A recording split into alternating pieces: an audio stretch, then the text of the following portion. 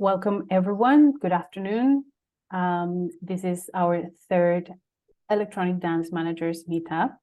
My name is Michelle Ronquillo, and I am EMA Events Manager. EMA unites music manager trade organizations across 13 European countries with over 2,000 members.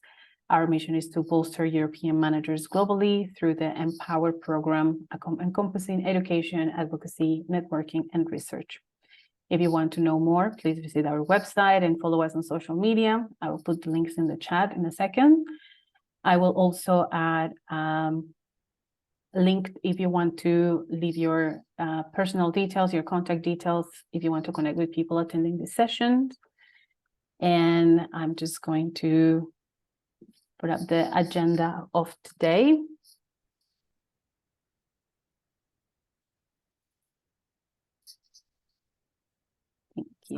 Yeah. Yeah. So today we have Andrew Lees, founder of Socially Sound, who will be leading a session on building influence in the industry, in the music industry, through social media. And before we dive in, Andrew, please, if you could introduce yourself and tell us a little bit about what to expect in this session. I've got some slides if I can share that. Do you want me to do them? Like I've got them all ready, if that's easier. Sure. Yeah, let's do it. Hello, everyone. Nice to meet you all. So I'll quickly run through what today's in. So I have a keyword that I focus on a lot when it comes to social media marketing for artists and labels that I work for, and that word is influence. And a little bit about me. So I've been working in this scene for 10 years. I started as a journalist and then moved into marketing. I currently work for Archie Hamilton's record label Microhertz and a festival called Underfest in Peterborough, which works with Charlie T from drum bass and with house and techno artists. And I previously worked from EACEA for the last 2 years. And I kind of got started by working in Ibiza as the social media manager for Ibiza Spotlight and International Music Summit. And then I started working for Fuse London after that. And tomorrow I have my first meeting proposal with an artist about becoming their manager. So if you've got any tips, please email me about them because I'm very new to that side of it all. So let me tell you a little bit what Socially Sound is. It's a one-to-one coaching and consultancy business. I do social media management for very select few, but I do it. I have a newsletter called The Blueprint, which is kind of what this whole thing started as, and I am launching a marketing academy where you will get to learn marketing practices. So that's either artists or management, businesses or record labels, whatever it is, and you can join that. And if you want any links at the end of this, please let me know. So I'm going to focus on how to build influence through social media, which is obviously where I specialize in this industry. So this used to be on the wall when I used to work for Fuse. And it was strength in numbers. And those 4 words come down to community, data, revenue, and residents. So if you're familiar with Fuse, it's built across Enzo Siragusa and 4 other residents. I now work for those in Archie. And it was all literally started with community, data, and revenue. And then literally strength in numbers was on the wall. And everything that I do is literally strength in numbers. So everything that I have been influenced by in the culture has come from nightclubs. It's come from artists, record labels, and nightclubs in certain cities. So if you're building social media strategies, no matter where you are in the world, it's really, really important to focus on the city that you're either playing in or the city that you live in, because everybody loves a little buzzword about London grime or Detroit techno or wherever you are. Every single artist bio has London-based artists. It's all on cities. So a lot of social media content that you should be focusing on the cities that they're going to or that they're in, or the small towns. So I'm just going to focus on Microhertz a little bit at the beginning. And to build influence in 2023, going into 2024, you need a really strong personal brand. Every single artist needs that in place. And then what they also need is a brand that is like an extension of that personal brand. So if you take Archie, he has 2 brands. He has Frequency, which is an event label, event brand, and he has Microhertz, and you measure music in hertz. and microhertz all came from frequency. So that branding all crosses over and it represents everything together. And we also live in the micro house space. So it all makes complete sense. So I want to ask a quick question in the chat about where people are currently at with their social media as artists or managers. Do photos work on Instagram anymore? Yes or no? And then Jess, or could you give me, like, anyone give me a bit of a basis of who's saying yes and who's saying no? Gina's saying no. I would definitely say that they do work as long as they have enough context and or enough impact. Yeah. Alex disagrees. So everything's about context and who's in the pictures. So if you consider influence as a key word in this, there's me on the right hand side in Fabric London, but before Archie Hamilton plays an All Night Long set. That gives me influence because people know me as the guy stood next to Archie Hamilton, and they go, congratulations, you're working with a really promising DJ in the music industry. And then this is Ozzy Govan, who is one of the artists that come on the label, and you can see that he got over 1,000 likes on his posts, and it's literally who, how, and where they are taken. Because depending on how much influence the people in the photos have will determine the engagement. So you can tell that Ozzy has 10x the engagement that I've got because he has like 15,000 followers and I've got 2. So the influence to his audience of having Archie in the picture with him makes a huge difference, because this is how we announced his release on his label. So it's all about context, and you can see that both of these posts were shared as carousels. So photos individually don't particularly work, but I reckon if Ozzy had shared that picture on its own, it would have worked. And if I'd have shared that picture on its own, it would have worked because of who's in the photos. So what you want to be focusing on your artist is how much influence do they have? How much influence does the city have? Because you can see that these pictures were taken in or outside of Fabric, which is the most influential club in the whole of the UK, probably Europe. So photos of Archie Hamilton in on microhertz get more engagement than reels, carousels, period. Because Archie Hamilton is the most influential person within our label. You can see on the picture in the middle that there is 1, 2, 3, 6 photos, 5 photos that all include Archie. And then on the right-hand side, you can see the engagement behind the label post, which got 85 saved and almost 800 likes. Photos with the artists that you're working in and whoever they are working for or wherever they're playing will get more engagement because of the influential places and figures that are in the photos.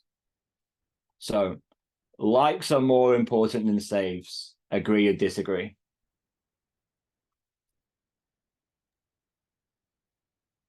What's everyone saying? I don't actually know.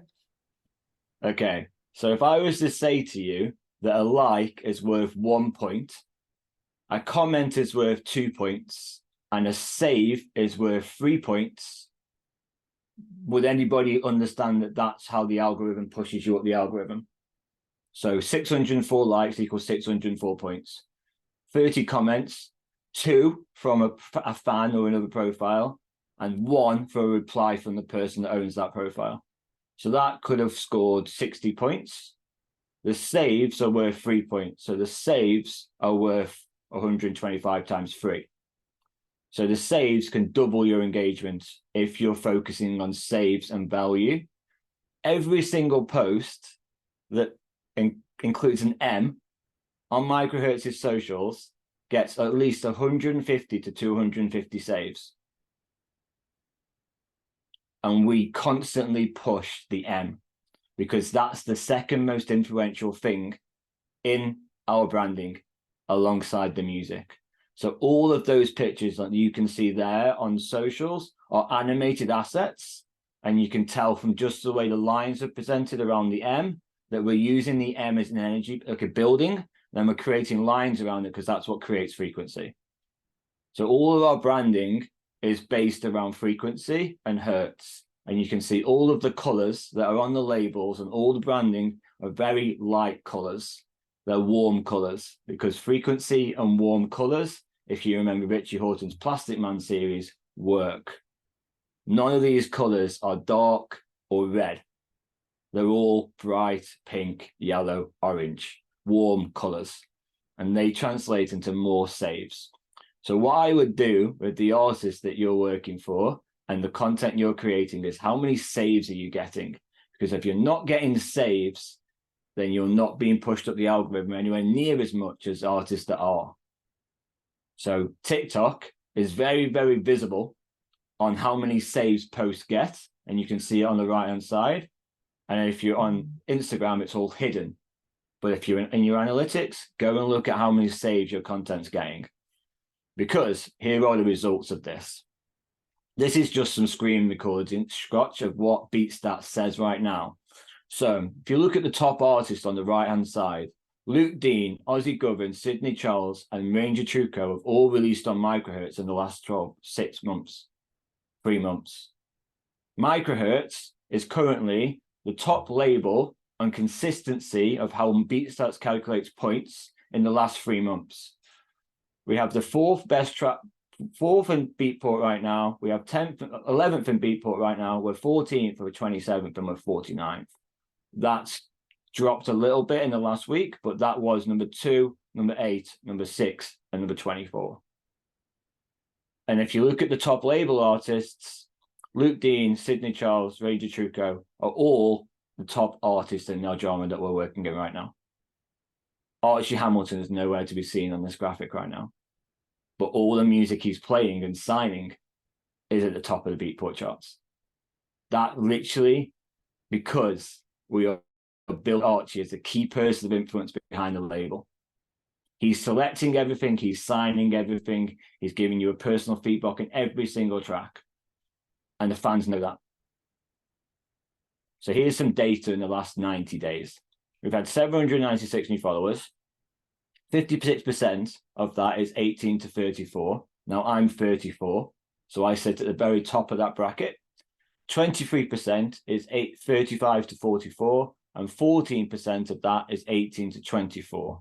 Now, 18 to 24, if you look at the two DJs in this picture right now, on the left is Max Dean, and on the right is Luke Dean. They're cousins, and they are currently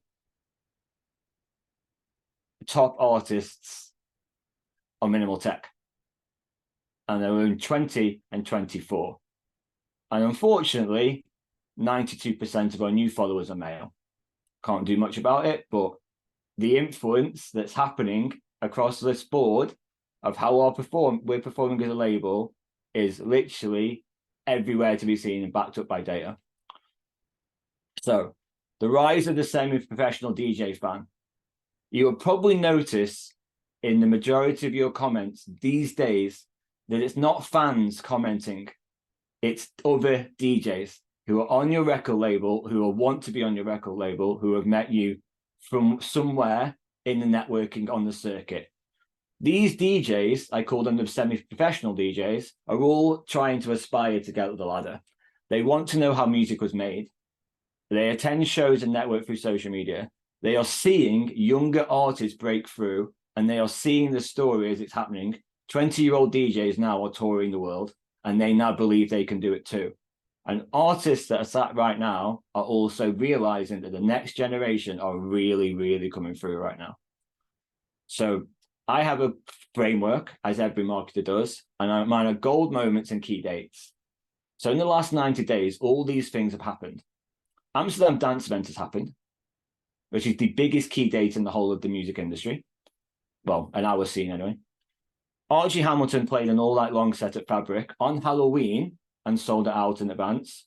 Ozzy Govern's release came out a week later, and it was the #1 global release on Beatport. We've seen that Microhertz is the #1 minimal tech, and also, don't know how planned this was for Archie, but Archie is now a dad, and he's given birth, well, his fiancée wife has given birth in the last 90 days. I call this Microhertz season. And what it used to be called when we used to work for Fuse was Fuse season. Halloween Amsterdam Dance Event, and Few's birthday all happen within the space of 90 days. If you release your music at the key points of the year, Amsterdam Dance Event, Halloween, and Christmas, just before Christmas, you get results like this if you've got the strategy in place and the person of influence at the top of the tree.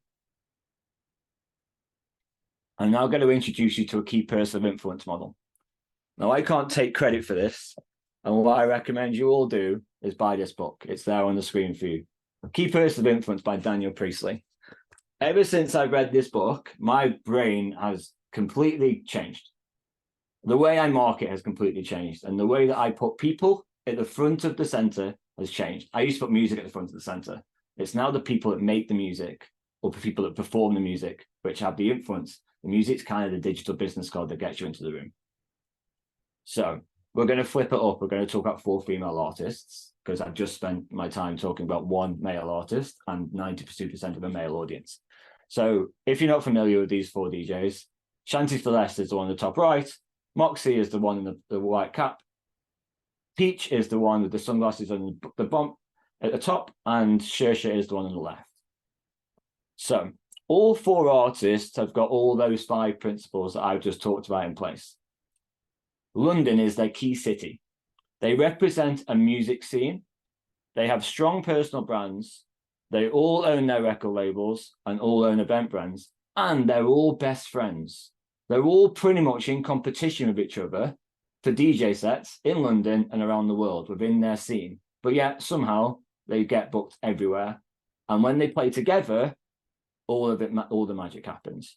So let's run through these 5 Ps. Pitch. I'm pretty sure you're all familiar with this one, but these days, your artist has to stand for something.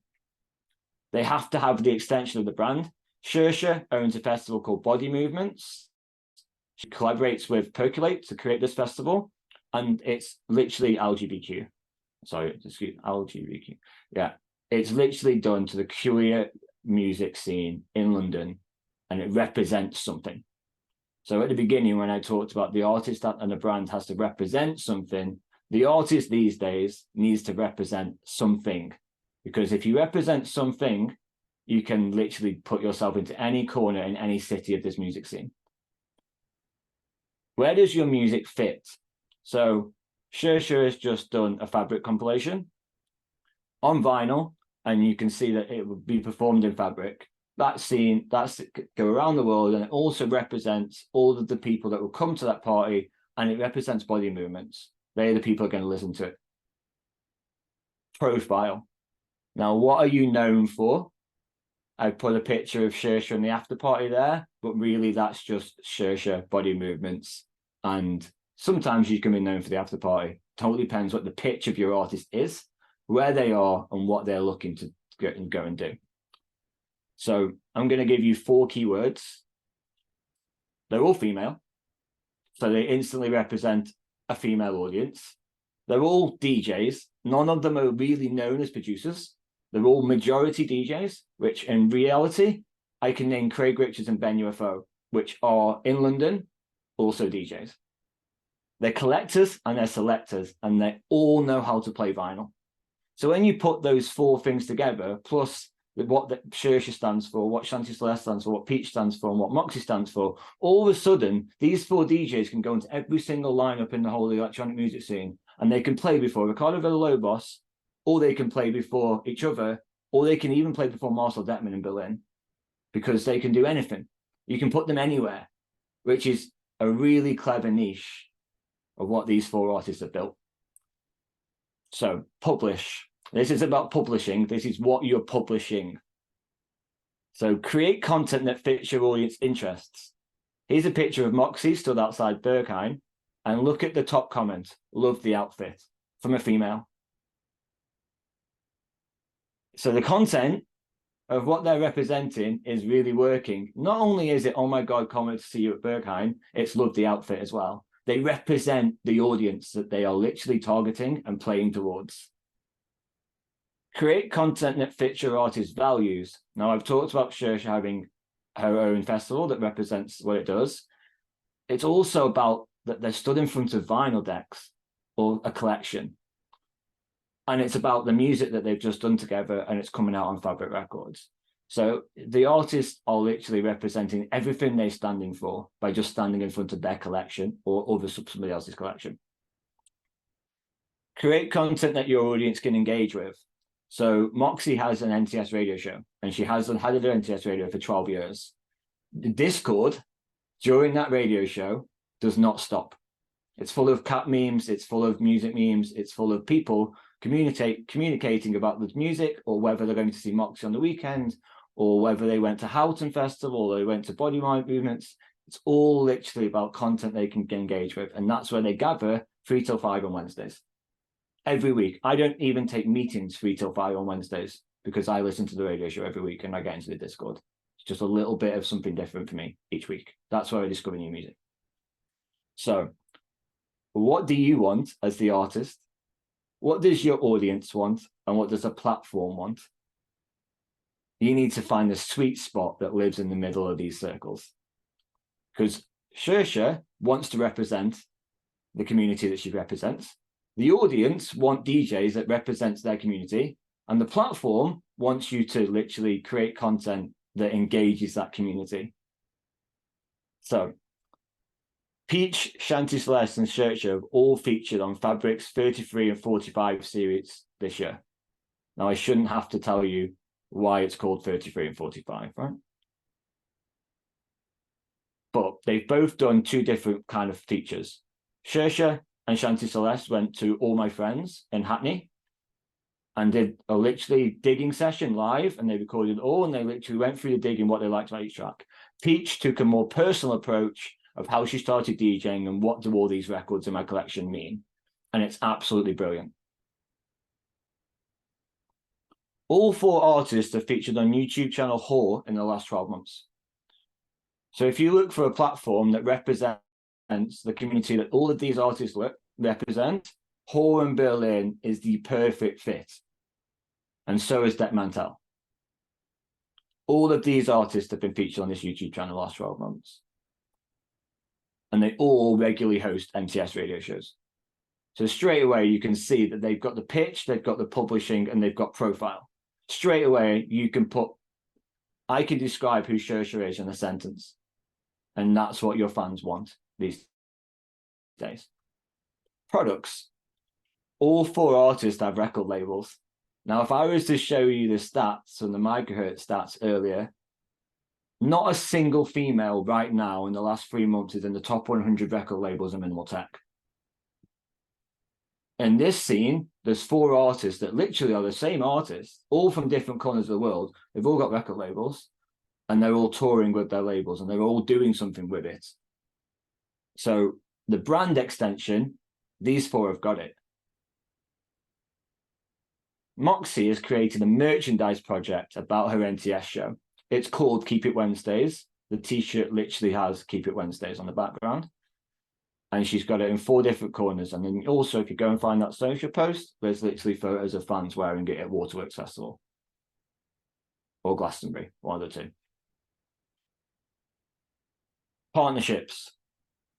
Moxie has been doing the radio show for 12 years. So her partnership, her and NTS go like 2 gloves.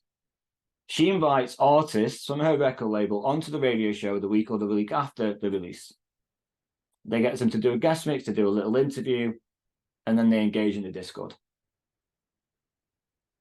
So partnerships are super important because it's literally you and your artist, you and your brand is the biggest partnership you can have.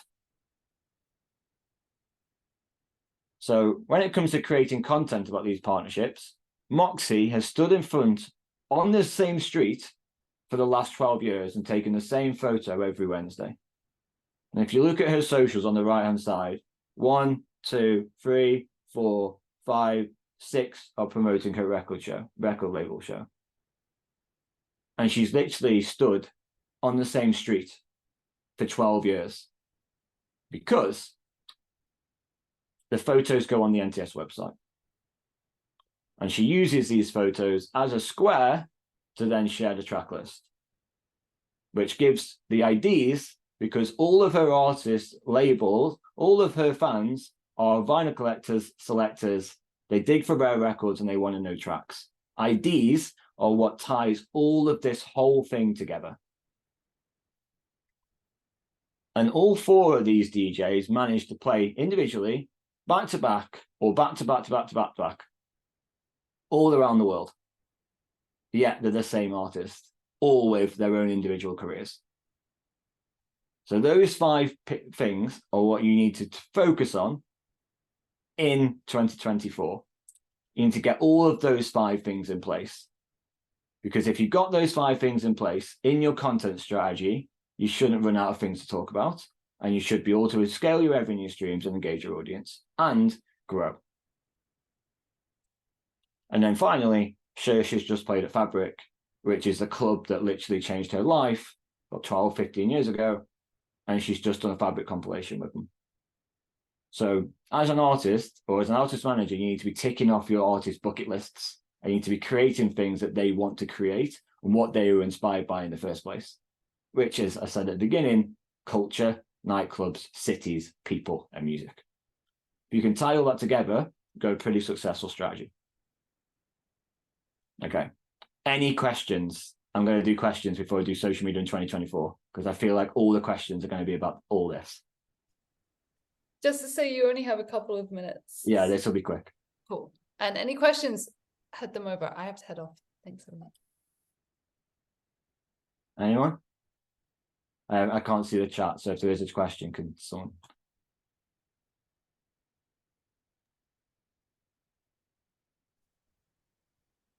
No questions coming up at the moment, Andrew. Okay. So social media in 2024. When we talk about products, focus on this. Something for free, lower tier products, a core offer, and product to clients. Because if you can remember the 4 words that we had at the beginning, community is how you build something for free, builds communities. Not thumbs up. Instagram, TikTok, YouTube, all free. Spotify playlists are all free. Radio show guest mixes and guest mixes are free. Pop-up events are free. Lower tier products. Music is a lower tier product, depending on the volume you can sell. Vinyl costs a lot, but builds communities. Merchandise and courses are other products. They provide data. DJ bookings are your core offerings. Product for clients or brand events, label festival stages. Now, I'm no artist manager. You can probably fill in a lot of these things. But those 4 things, if you can include all of these in your social media strategy, you should be able to create some pretty cool things. And I'm going to make you depressed. 80% of reels are listened to without sound. I was sat at the ADE and the Meta conference. 80% of reels are watched without sound.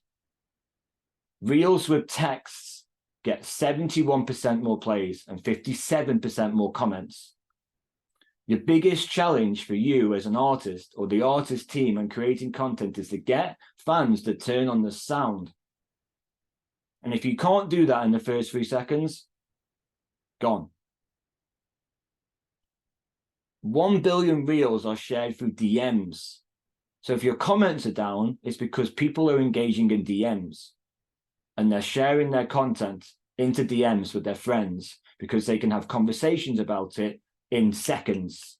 Whereas a lot of the time they have to wait for notifications to see if you replied. Get your artists to focus on getting content shared into DMs and onto stories. Because 140 billion plays each day. But 80% of them, 140 billion plays each day, and 80% of them are listened to without sound. That's staggering, and that should scare you. Get people to focus on turning on sound. Text and video and artist-narrated videos are the key to getting engagement and retention. So here's a TikTok. I'm actually going to be heartbroken when this is the dub no longer on Friday. That is the caption, big one on Friday. The caption on TikTok is completely flipped. The caption goes on the text in the first 3 seconds. Nothing bothered goes in the bottom. 2 words to focus on next year: discovery and community. So if you can see this picture on the right-hand side, Disclosure have just broken down how they made their whole album for 40 people from their Discord. Disclosure took the time out of their day to literally put 40 people in a room. They paid for the room themselves in West London and got 40 people together. Now, Discovery focus on third-party platforms. Techno Bible focuses on minimal tech, which is probably the biggest platform that I use to get Discovery on Microhertz. This is our secret weapon. We put the music onto platforms like Techno Bible way before it comes out on the label. And we get people to realize that there's an unknown ID. And then we bring it into our strategy when people already know the song. We literally flood the internet with unreleased IDs. We then get Archie to play them. And then we push Archie to sign them. And then we literally say, you've been hearing this song all summer. Because they have. But we're showing them on third-party platforms. You can see the reels on the right-hand side, 108, 103K, 187K. We can't get that on Microhertz. We get about 12 to 15K. So focus on depth. Charlotte DeWitter did a pop-up store at AD last year. She played in it. And she did a pop-up store in New York. If you put together a pop-up event, every single person that goes to it will feel exclusivity and they'll all share about their day on social media. They will create the whip for you. You've just got to put the little pop-up event on. But you need enough depth that many people are going to turn up when you do it. And she's done it in Amsterdam and New York, which are two of the biggest markets in the world. So build closer relationships with your audience. Drumcode at ADE did a pop-up shop this year, but they put 5 vinyls in. So the people had to go before the pop-up shop opened. First thing they did on Wednesday was we put 5 vinyls in 5 places within 2-minute walking distance of our pop-up.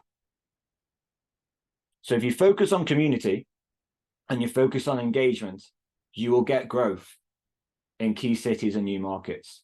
No matter where you are in the world, you can do something in the city that your artist is based in. And if you can't do 50 people in a pop-up store in your own city, you've got problems.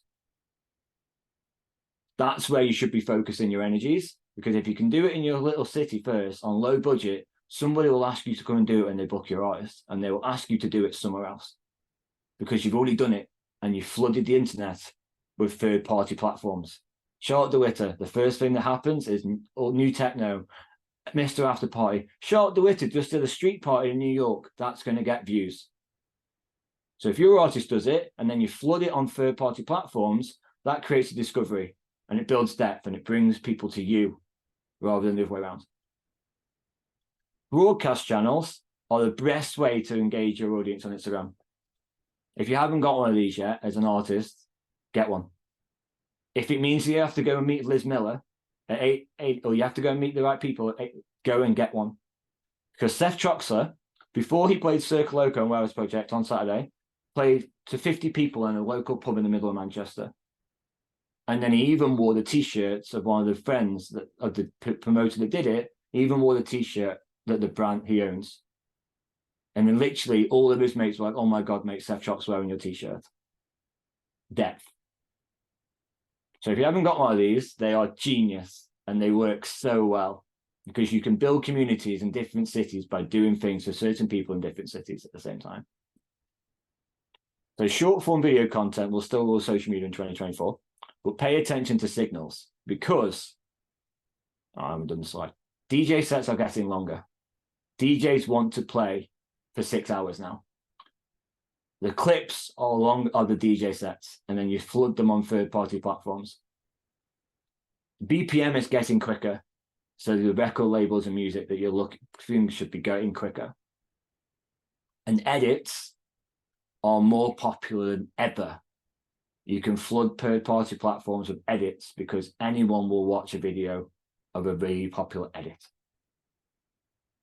And that's it.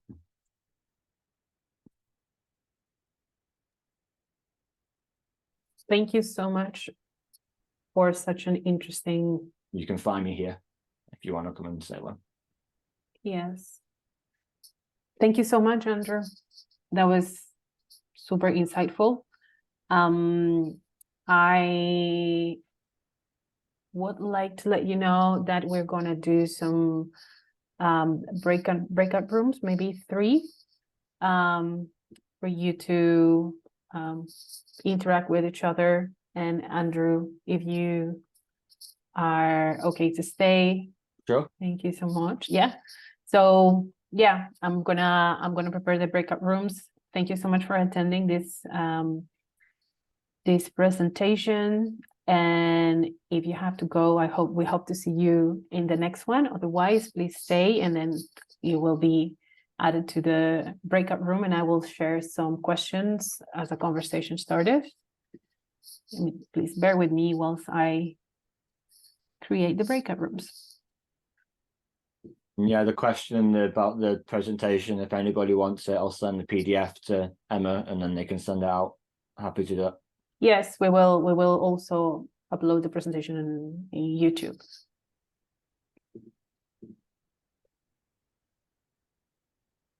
If anybody has any questions they want to ask while it's all set up, please just step up and ask.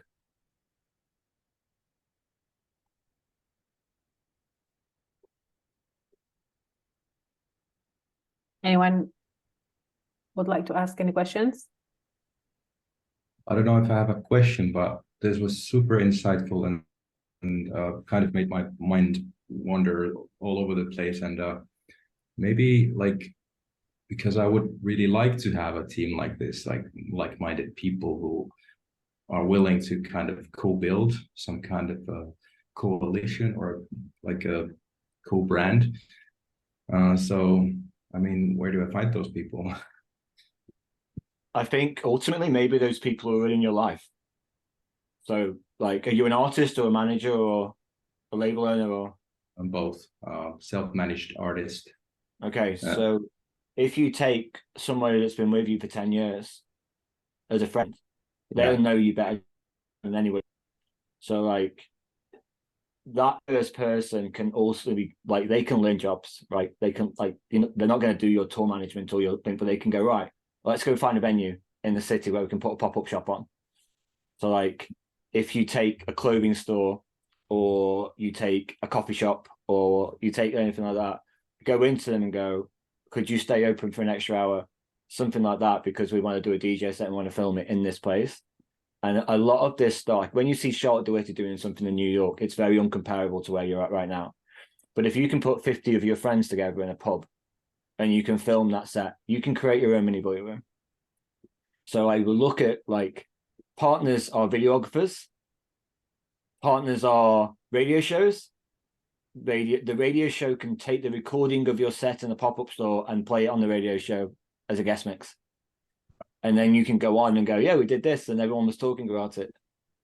And it's like little things like that bring so many people out of the woodwork that look at you and go, oh, it's not doing anything exciting.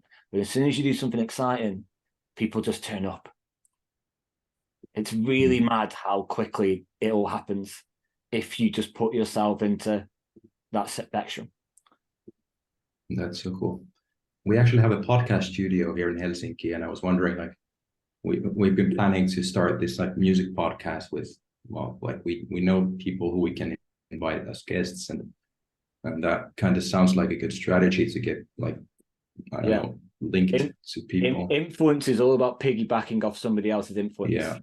So like and social media is all about piggybacking off somebody else's influence.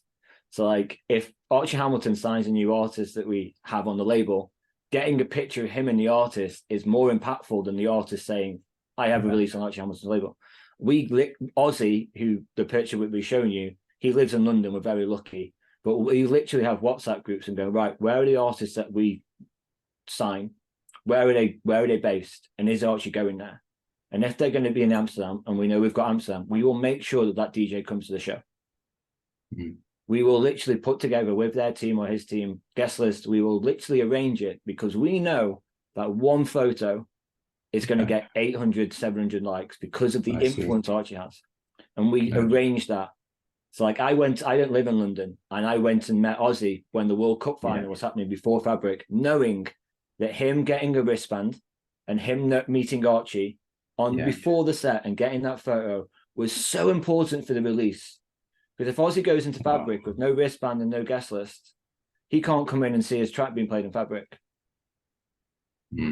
So we make things like that happen because they are the most influential things that we can do to push our release.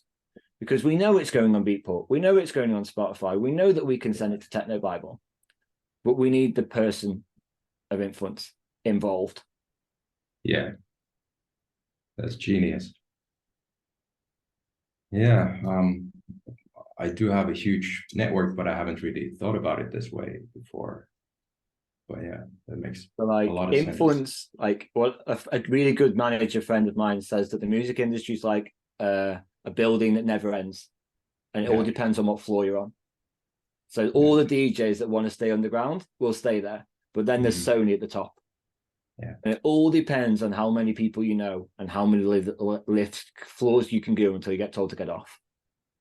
And that's like the way I look at influence. Because if I was to put Billie Eilish's manager as a picture in front of you, you probably wouldn't know who Billie Eilish's manager is. But as soon as Billie Eilish's manager drops into the inbox of somebody really important, they open it quickly because Billie Eilish's manager. So like that's how the way I work, like all the way I look at it and go, what is the most influential post that we can do? And who are the most influential people that we can get involved? And that's brands or people. And they're basically the same thing. Yeah. Okay, I gotta start calling people. This is cool. Wow. Honestly, buy the book. It changed my entire perspective on so many things. I downloaded the book already because it was free, but yeah, looks like a good idea to actually buy it. If anyone's got other questions, please let me know. Oh, is it just us four? It's only us four. Okay. So okay. Cool. Yona, you have like your own private cool. breakout room with Hunter. Okay, well that's very, very cool.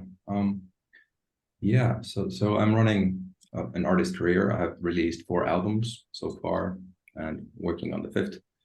And I had kind of given up on Instagram already, like thinking that I don't want to do anything before I actually have a good strategy and like a plan to post things, because it doesn't make any difference just to post something. So what kind of genre are you? Electronic pop music with like vocals, so it's not. So focus on the pitch, right? Pitch, music has pitch, right? So if you take Adele, Hello, right? It's a sad pop song. It's about a woman that went through heartbreak and came out the other side. Right. And you can literally say that by a vocal. Hello from the other side. You can build a music video around that. You can build a TikTok around that. And then you can literally go, this is me coming out the other side. And then people will be like, right? Yeah. So it's kind of like you have to go back and look at your songs, right? And look at where you were mentally when you made these songs. Yeah. I wasn't in the best place when I first started Socially Sound. That's why it's called Socially Sound. I see. So my girlfriend came up to me and was like, you need to write 3 things down that you need to want to achieve in like out of the pandemic. And I wrote down financially sound, mentally sound, and socially sound. And then my light bulb went off and was like, wow, socially sound. Because it's social and it's music, because music is sound. And it literally fits together. So like I can tell the story behind the name of my business. So go back and look at the music songs that you've made. Take lyrics, and why does this lyric mean something? Hello from the other side. It's so obvious what that means. Yeah. So go back and look at all of the things you've written. Where were you when you wrote your first album? Go back there and see how you feel. And just talk about that. And just go back how you feel. You can't write that caption until you've gone back. Yeah. And then like so many artists, like tell them to go back onto the street that you lived on when you were a kid. How do you feel? I feel frustrated, or I felt underwhelmed, or I felt like I had no lack of opportunity, so I had to move to London. So there's your captions. Right? It's all happened to you. Yeah. And all you've got to learn is how to bring it out of you. So like I know that I'm from Stoke-on-Trent, which is a very small place in the UK, but there was a huge music scene here in the 90s. Huge. Sasha used to play here in the 90s. And then Manchester happened, and you got the Happy Mondays, New Order, the Hacienda, Sankeys, and Warehouse Project. I wouldn't exist if it wasn't for that. The Smiths.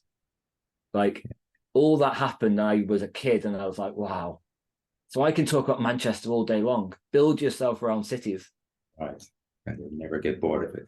Then you'll never get bored of it, because you can go back and you can walk into a train station. You can still feel like nostalgic about it, because I used to do this as a kid.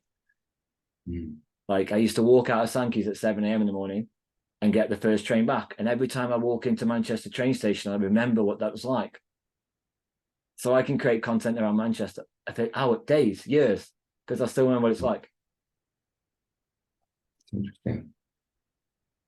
So it's like the city is like the influencer in a way, or wherever you're from is the influencer. Music artists are the biggest influencers of all time.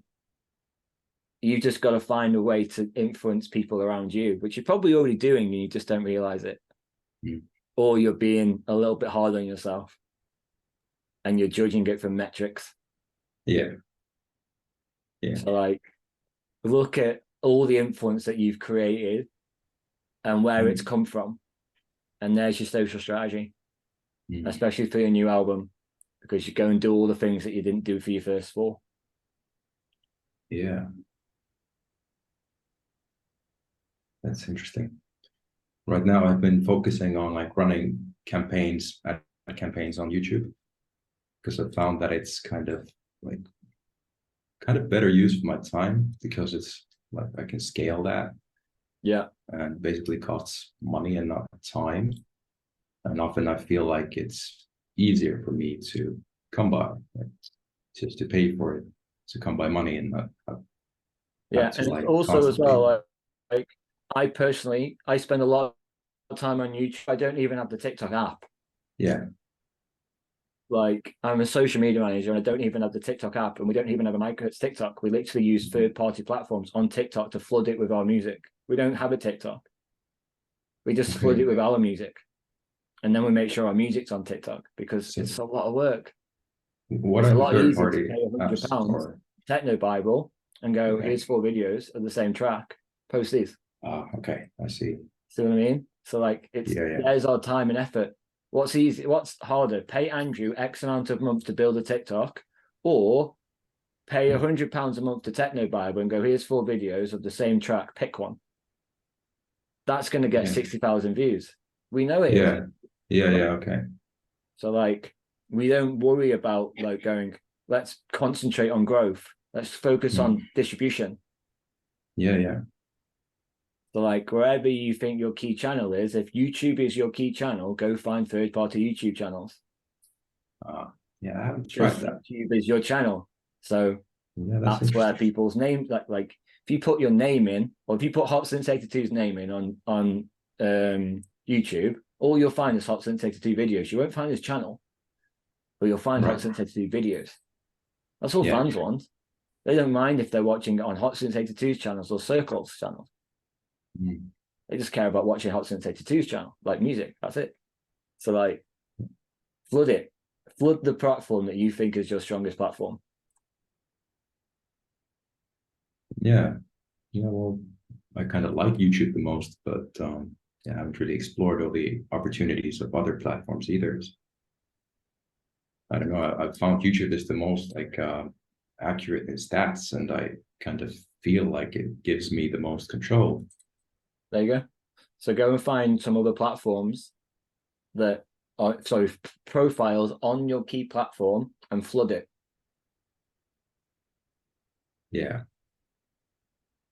Okay. Or create content, ideally, of what you'd like other platforms to feature about you. And then eventually they'll start doing it. Well, that's the thing that I was thinking about. Like, we have this podcast studio, then like becoming my own media channel, basically, would be pretty interesting, because that also gives opportunity to take photos and selfies and videos with the guests. in addition to the podcast. Yeah. So that does give some influence each time we get a guest there. Yeah. On top Yeah. of that, it's fun. Yeah. It's a really different way of, like, as soon as you start focusing on how much influence I can build, the followers and the comments and just all start turning up. So like focus on that keyword and focus on those 5 words that begin with P. And you'll soon start to see that like I think 90% of artists of the pitch, they haven't got their pitch right, and never mind going getting partnerships. So like if you take Pretty Girl, who's probably an electronic version of Sad Pop, she's just done a video today of how she does her live set with Ableton. So she sings vocals live. She plays the pad pusher that Fred again plays, but she plays it in her own little way. And she's just done how I create my live set with Ableton. Products, partnerships, pitch, profile, products. All of them in one video. Ableton can sell products. Right. Pretty Girl can sell live show. Okay. Partnerships is Ableton wants to put more artists out there, especially female artists. So they're going to get to the artist using Ableton to break down how she uses Ableton, because that's going to inspire more people than some nerdy guy in glasses who works for Ableton. Get the artists who are using Ableton to show them how they're using Ableton. Yeah. It goes both ways. They influence each other. Exactly. Yeah. So the more you can combine the influential platforms together, the better reach, engagement, revenue streams you can create. Yeah. So like, who's your, in Helsinki, did you say? Yeah, Helsinki. If you look at the like influential, write down who are the most influential people in Helsinki music scene. Yeah. You don't have to answer that question now, but you will, like, I can name you the person that owns DC-10. I can name you his name.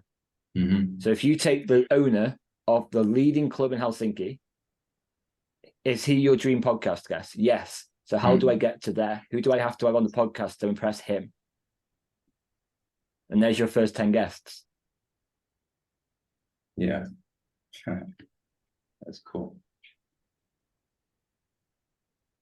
It's all about people, and like where people have audiences these days, like it's a Black Mirror episode. People of influence have more fun. Yeah. They get invited to things that you would never even know exist. They get backroom access in nightclubs. Like they get wristbands when as soon as they walk in, people drop, "Oh my God, can we get you a drink?" Yeah.